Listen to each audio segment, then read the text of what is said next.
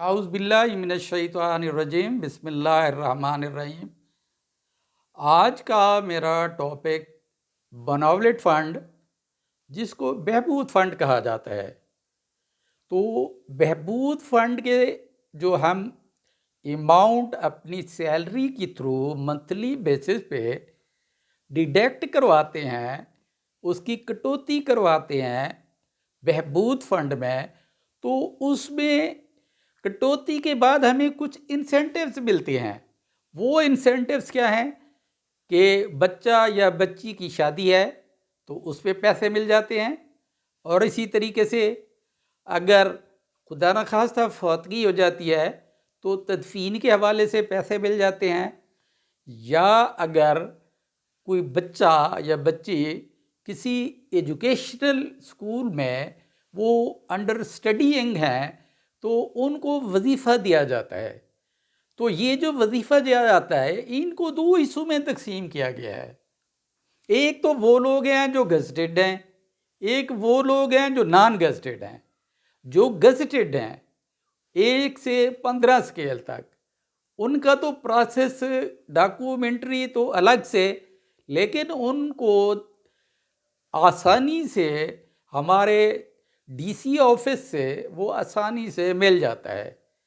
लेकिन जो हमारे गज़टेड ऑफिसर्स हैं, उनका केस उन डॉक्यूमेंटेशन के साथ वो अल फलाह बिल्डिंग में लाहौर में वो जाता है, वहाँ पे वो प्रोसेस होता है, और वहाँ से प्रोसेस होने के बाद अगर तो वो गुम ना हुआ तो वो कभी आ जाता है, जब कभी गुम हो जाता है तो वो केस वापस ही नहीं आता।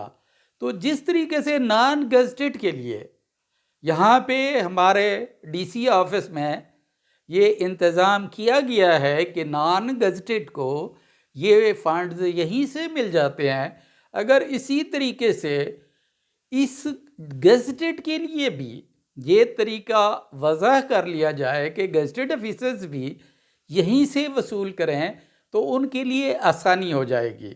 तो मैं गुजारिश करूँगा अरबाब इख्तियार से कि इस मेरी रिक्वेस्ट पर गौर करेंगे, ताकि जो आने जाने का प्रोसेस है या बाकी प्रोसेस है या उन तक आसानी से रसाई ना होने का मामला है, तो कम अज़ कम यहाँ पे जो कोई एतराज़ है उसको जल्दी रिमूव भी किया जा सकता है। तो मेरी गुजारिश होगी कि जिस तरीके से नॉन गज़टेड को यहाँ डीसी ऑफिस में मौजूद ऑफिस के ज़रिए उनको ये फंड्स मिल जाते हैं, इसी तरीके से हमारे जो गज़टेड ऑफिसर्स हैं उनको भी यहीं से मिल जाएं, ताकि उनका ये प्रॉब्लम जो है वो सॉल्व हो जाए। इसके साथ ही मैं आपसे इजाज़त चाहूँगा। अपना ख्याल रखिएगा। अल्लाह हाफ़िज़। अस्सलामु अलैकुम वरहमतुल्लाहि वबरकातुहू।